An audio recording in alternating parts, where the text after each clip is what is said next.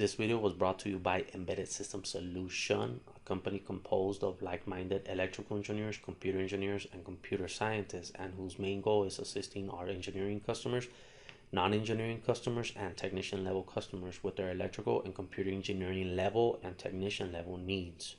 Our customers range everywhere from engineering students to university professors, technicians to engineers, junior engineers to senior engineers.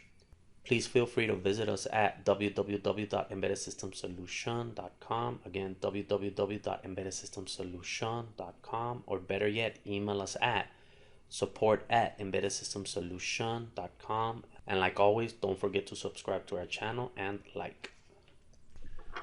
Okay, so continue on from the user accounts, the general perspective, general understanding. Now we're gonna talk about user accounts, but from the Linux perspective. Again, this is more of rubber meets the road, a real case scenario. So again, we're inching our way, baby step, right? We're spoon feeding the information, So remote login, and now there's the concept of user accounts. Now it's how to add user accounts in terms of Linux, and it turns out it's not as easy as you think, right?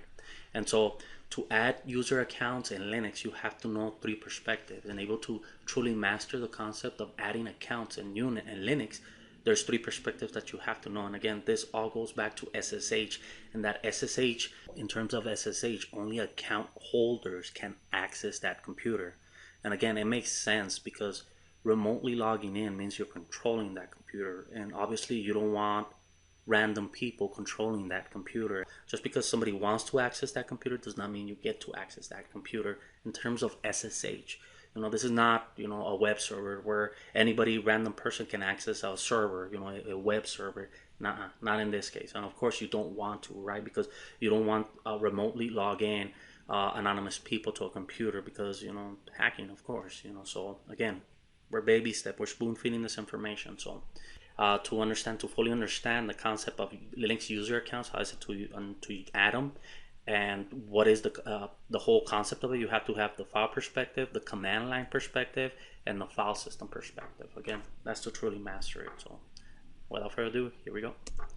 So continue on where we left off, right? And so you have one computer, multiple accounts, and so let's get rid of all the fluff, right? So again, tell them what you told them, so there's the three perspective in terms of user accounts Linux. Here's the three perspectives that you have to understand. So first we're going to cover, not obviously, right, but the file perspective, right? And so without further ado, here we go.